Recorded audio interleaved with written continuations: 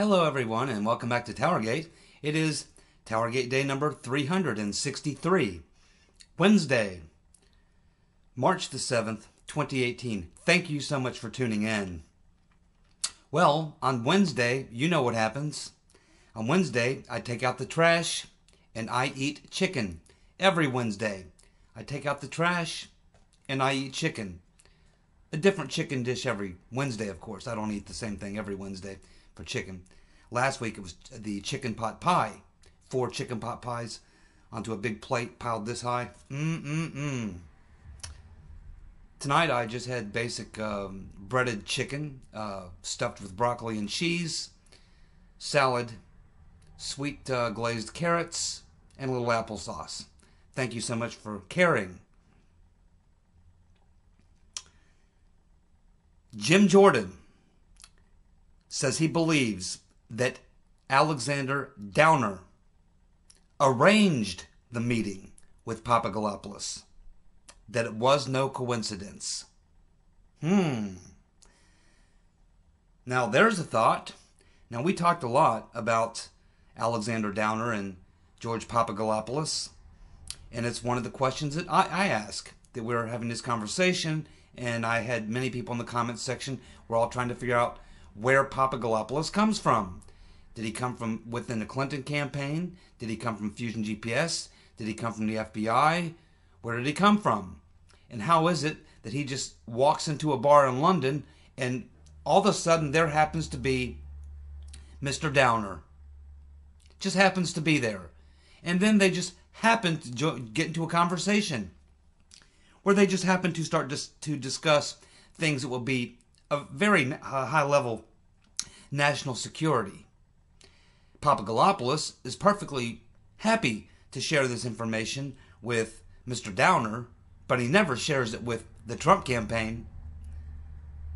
So we've had a lot of questions about this, and I don't know if Jim Jordan has some information that I don't have. He may have.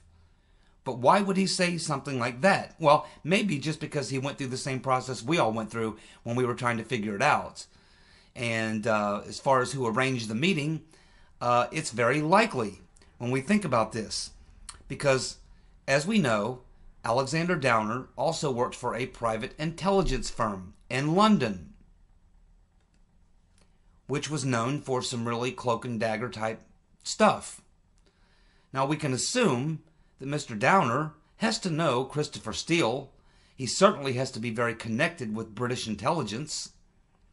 He's obviously got his Clinton connection, which means he probably has FBI connection or intelligence connection, connections to the CIA or various assets.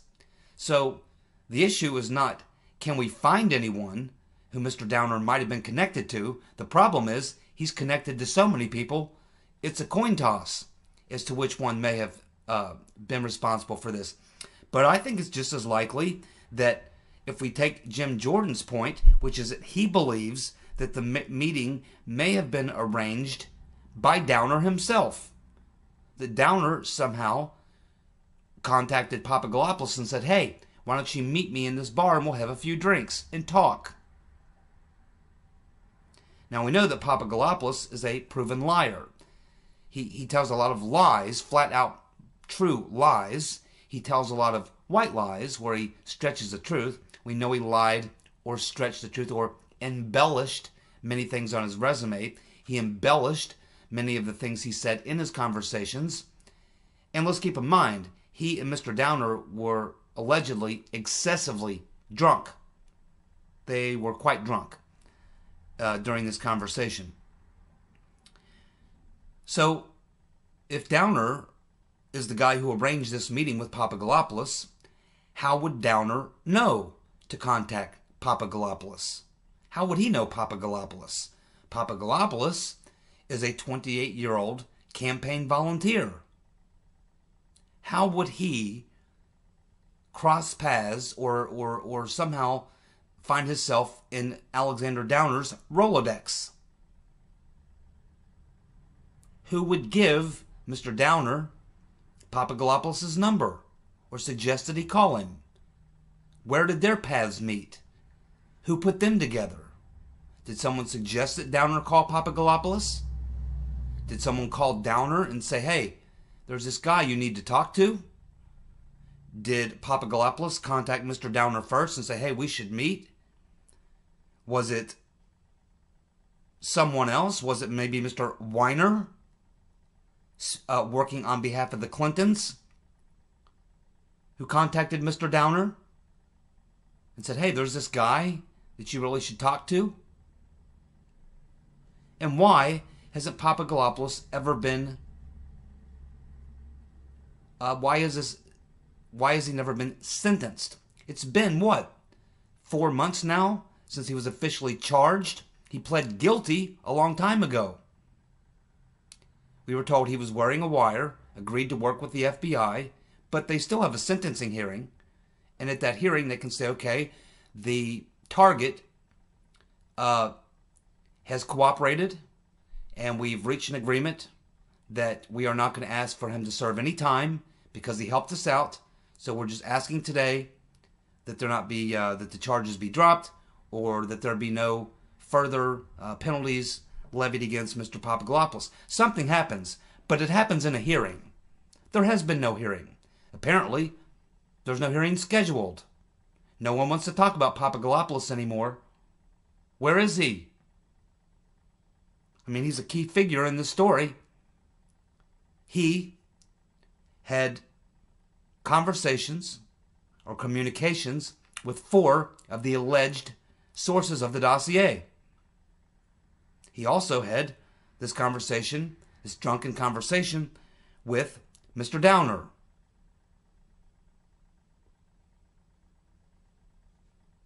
Papadopoulos was a lot more than just a 28-year-old unpaid campaign volunteer. As I said, we are going to learn that Papadopoulos was a plant. The only question I have is, did he know that he was being used? I tend to think that he didn't. I tend to think that they probably said, hey, we can use this guy. I think he was used as an asset, probably by the CIA. And the CIA probably contacted Downer, someone within the CIA who probably has ties to Steele. Maybe they use Steele. Maybe they use somebody else. Maybe they use Mr. Weiner to contact Downer and say, you should talk to Papadopoulos. Somehow Papadopoulos got plugged in to everyone he needed to be plugged into. He got access to people and places and things that nobody in his situation would have had access to without somebody making it happen. There's a lot more going on here and with Papadopoulos than what we're being told. And I do hope that we will get that second special counsel. It's desperately needed. And I do hope that they'll have a conversation with Papadopoulos. I would love to question Papadopoulos. I have a lot of questions for him because he's still a mystery man. Mueller had his investigation, interviewed him, charged him with lying, but we've learned very, very little about what was learned from Papadopoulos, and we're not going to learn. Mueller is not going to finish his investigation and then release a bunch of transcripts about all the interviews he had and what he learned. That's not how that works. The only thing that we'll learn from Mueller is when he charges someone, we'll get the basic charges. They'll be posted publicly for us to read. The charges and the evidence that led to the charges. But all these other things on the peripheral, we'll never know. They need to be kept quiet, secret, and hidden from you and I. There's a lot more to learn about Mr. Papadopoulos, and I do believe that Jim Jordan is onto something. There's no way that these two guys just bumped into each other in a bar in London in May of 2016 and started having this conversation. No way. You know it, and I know it. And the committees know it who are investigating. And that's why this thing's a farce. Well done, Jim Jordan. Keep digging. And we'll find out if it was Mr. Downer who arranged that meeting with Papadopoulos.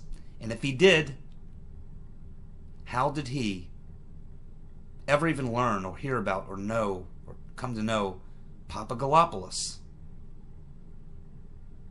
That's a very good question, isn't it? What do you want to bet when we get the answer to that question? It'll be someone from the Clinton inner circle. Someone from the Clintons set that up. Take it to the bank.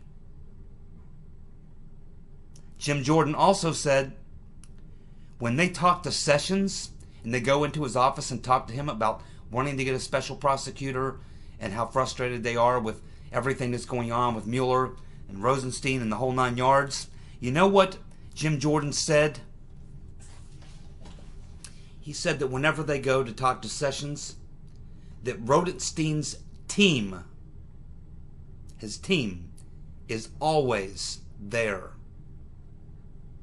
They can't seem to get a meeting with Jeff Sessions without Rosenstein's team always being there. And when they start to raise questions about Rosenstein and the fact that he was the lead prosecutor, the lead U.S. attorney in the Uranium One deal, and that he also signed off on one of the FISA warrants based on the phony dossier, the Rosenstein team jumps in and defends it. Sessions, according to Jordan, defers any questions about any of this and says, talk to them. That's Rosenstein's team. That's where you need to direct those questions. I don't know. And Jordan suggests that it looks like when every time they talk to Sessions that he's completely in the dark. That he doesn't seem to know much about what's going on with any of this stuff. He's recused himself, not just from taking any actions, but even being aware of what is happening. But Jim Jordan said, when you go talk to Sessions, Rosenstein's people, they're always there. Why do you think that is?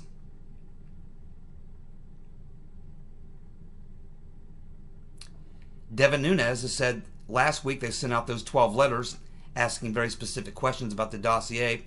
How did you learn about it? When did you learn about it? When did you find out Clinton paid for it? Who did you share it with? Who shared it with you? All those questions that we went through here on TowerGate about a week ago.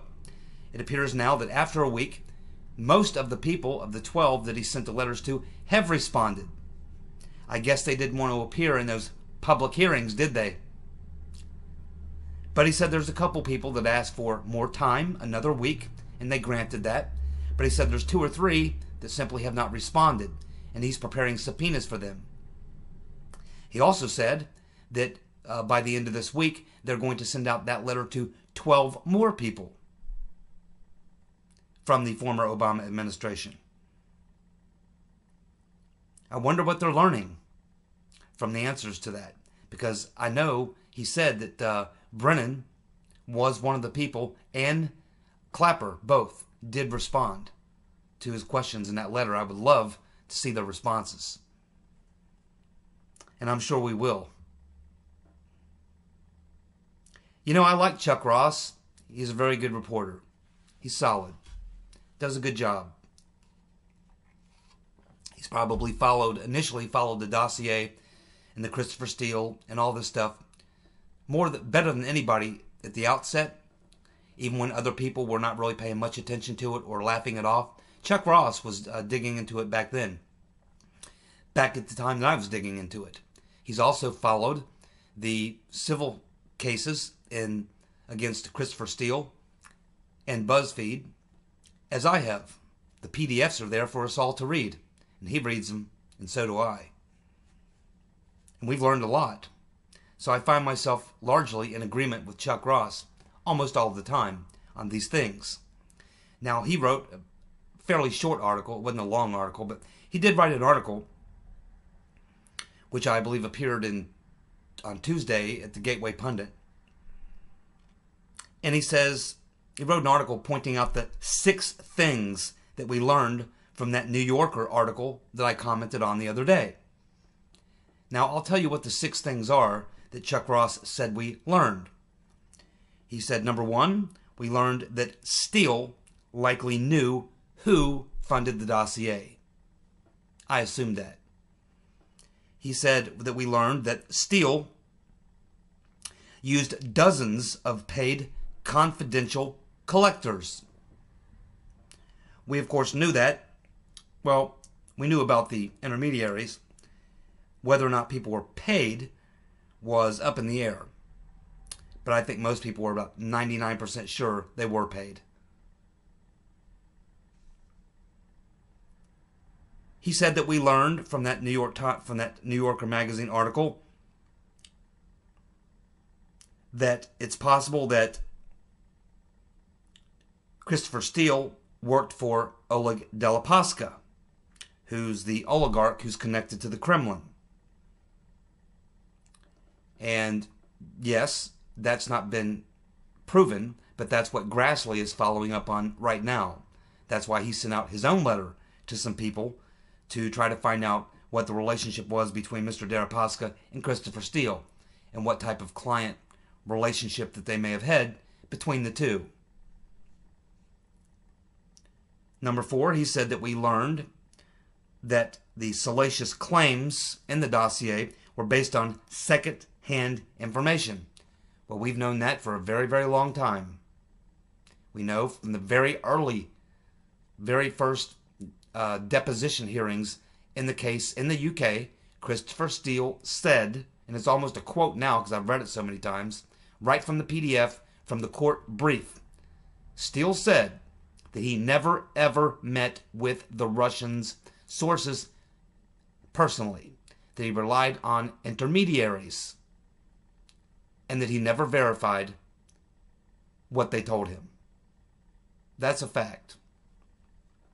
So yes, they were salacious claims that were based on secondhand information, hearsay, which is not evidence in court, nor will it satisfy the requirements for a warrant. Number 5, we learned that Steele briefed Jane Meyer during the campaign. Jane Meyer was the author of this New Yorker magazine article that appeared last weekend. She was the author. So she essentially admitted in this story that she had been briefed by Christopher Steele. She was one of those reporters. Remember when Christopher Steele was asked who he met with in America, what media, and he named them. He named the outlets. New York Times, Washington Post, Yahoo News, and AOL, and he also named the New Yorker. So now we know the person he met with from the New Yorker was in fact the author of that story, Jane Meyer.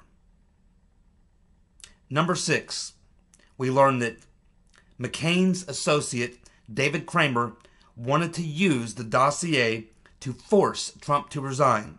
He wanted McCain to confront Trump with the dossier to force him to resign. That was new. That's something we didn't know. So yes, that is a new point. That's about the only one here that's a new point for me. As far as when Steele knew of the dossier, well, of course, he knew that Hillary was paying for it. It says in the story, she suggests that he learned about it 3 or 4 months afterwards, which would have been somewhere in October. I believe he knew much earlier than that.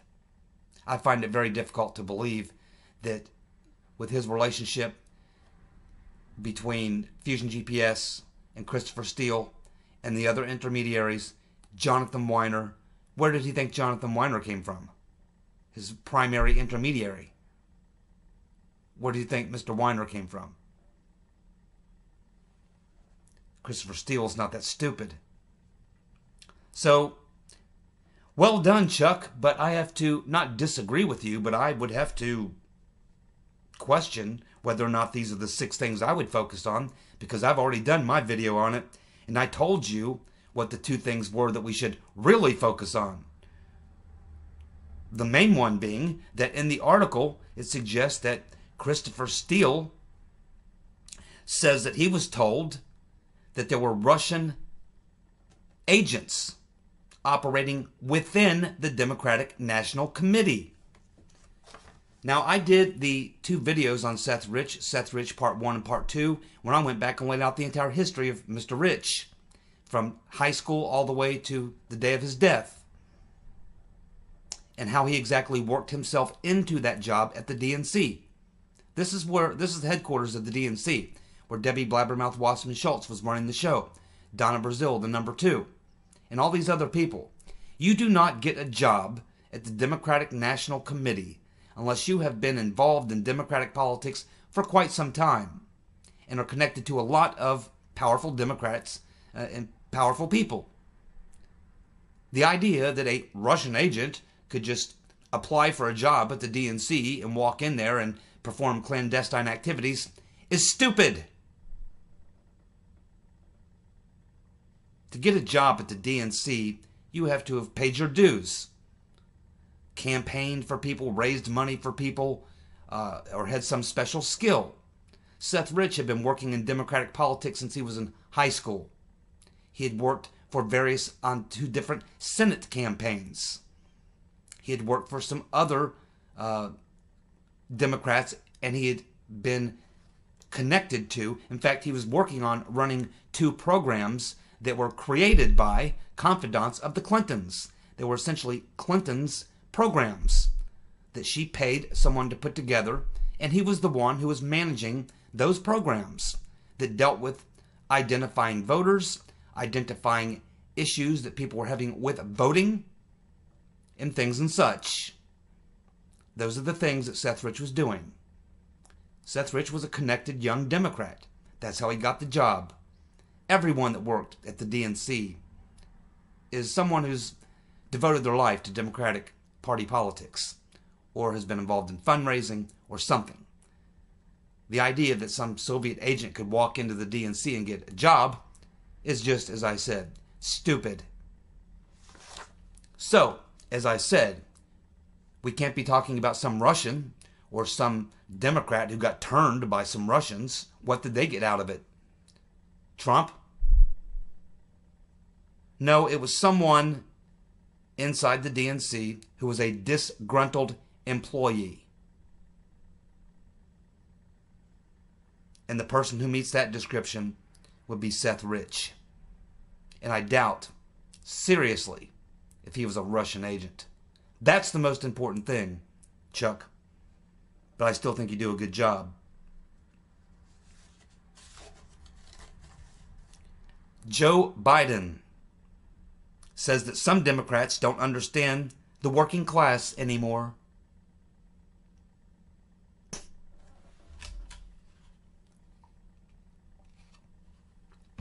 Really, Uncle Joe? I think that comment was targeted to the Rotten Reverend and her people. Because Joe Biden's going to run in 2020. And he's staking out his territory. Yeah, oh yeah. He's staking out his territory. And he knows he doesn't want to follow the trail of the Rotten Reverend Clinton. But he was saying this right after the election. That they lost the working class. And Trump was right there to sweep in and take it. And I believe he's going to hold on to most, if not all of them, and probably even gain some more. Because yes, the Democrats are out of touch with the working class. What do they talk about that has anything to do with the working class? All they do is berate white people. They seem to be representing illegal aliens, extreme fascists, corporatists, New World Order globalists, climate change wackos, and anything that's anti-Christian, anti-gun, anti-patriotic, anti-flag, anti-Jesus. And you think that they're out of touch with the working class, Uncle Joe? Is that really You've come up with that conclusion? Good job, Joe. Good job. Yeah, that was definitely targeted toward Clinton and the DNC. That's exactly who that's targeted towards. Peter King has now joined Trey Gowdy in calling for a second special counsel. What's funny about that is that both Peter King and Trey Gowdy, up until yesterday, were opposed to a special counsel. How many times did we watch Trey Gowdy go on programs? I've watched dozens and dozens. And Peter King, not as much King as Gowdy, but I've seen both, go on programs for the past 3, 4, 5 months and say, no, I really don't like the idea of a special counsel. I have total confidence in Uncle Bob, the special executioner, to do a thorough, unbiased investigation, to get to the bottom of everything.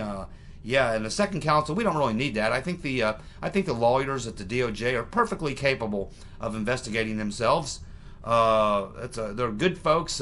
It's just a couple bad apples at the top. Everyone else is clean as the wind-driven snow, honest as the day is long, sober as a judge. They're wonderful folks over there at the DOJ. We can trust them. But suddenly, they've changed their mind. I wonder if it's political pressure, people calling their offices, sending them emails, or if they're reading the political tea leaves for October. Now, Trey Gowdy is not running again. He's leaving the Congress. Maybe he wants to go out on a high note. Yip, yip, yip, yip, yip. The pit poodle, Trey Gowdy, changing his spots. He's gone from a Dalmatian to damnation, I guess. And Peter King, who knows what he thinks. But anyway, it's good that they're both on board. Welcome to the club. What took you so long? And why did it take you so long to get here? Hillary's spokesperson says that Hillary was unaware of the connections to Alexander Downer. Can you imagine that? Hillary cannot imagine any connections to Alexander Downer. I guess she didn't see those photographs of Mr. Downer and her husband smiling for the camera. I guess she didn't notice the $25 million contribution that was initially made by Mr. Downer in a formal agreement that was a big shindig, of which her husband was an attendee, along with a lot of people representing her. And then we find out that the total amount, as it continued on, because they continued to donate, turned out to be $88 million of Australian taxpayer money. Yeah, I guess when you're talking about just 88 million bucks, you know, when you're getting so many hundreds and hundreds of millions of dollars of donations from Russian oligarchs and Chinese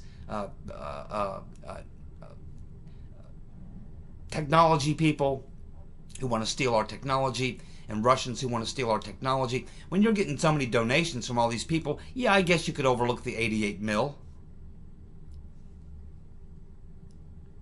Does anybody believe that the rotten Reverend Clinton had no idea of her connections and her husband's connections to Alexander Downer? No one really believes that. None of you do, I'm sure.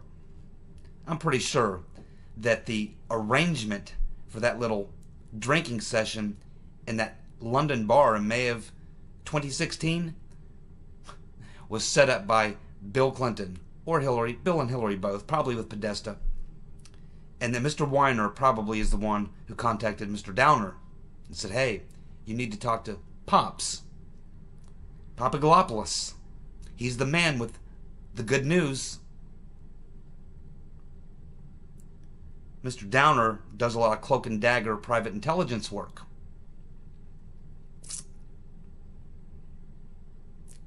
John Solomon was on Hannity, and he made the correct observation that all four initiators of the Trump collusion investigation, the Trump-Russia collusion investigation, were paid by the rotten Reverend Clinton, crooked Hillary, or they were donors to the Clinton Foundation. Confusion GPS, Sidney Blumenthal, Jonathan Weiner, Alexander Downer. All four were initiators of the Trump-Russia collusion investigation. They were all paid by the rotten Reverend Clinton, or they were donors to the Clinton Foundation. I'm telling you, when we get to the bottom of this stinking pit, we're going to find all roads lead back to the Clintons. This was a Clinton operation.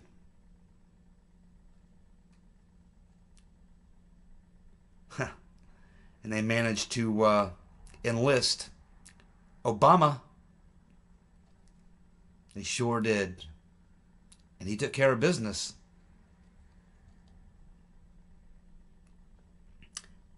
Samantha Power said that the Russians were behind the Italian election victory by the right wing. It was the Russians. It was the Russians, obviously, who bankrolled the five-star movement, went out there and made all the phone calls, did all the campaigning and all that. Yes, it was the Russians. They're the reason why Italians voted to take the country in a right direction. Samantha Power. I'm sure we'll be hearing more about her, won't we? She's the unmasking queen. More damaging news from Peter's been stroking us. We're learning now that he knew about a breach into the rotten Reverend Clinton's private server, and he never followed up with what was required by policy of the FBI. For him in his position, he was supposed to put together what's known as a formal damage assessment. Anytime they learn of something like that, where classified information could be compromised, they are obligated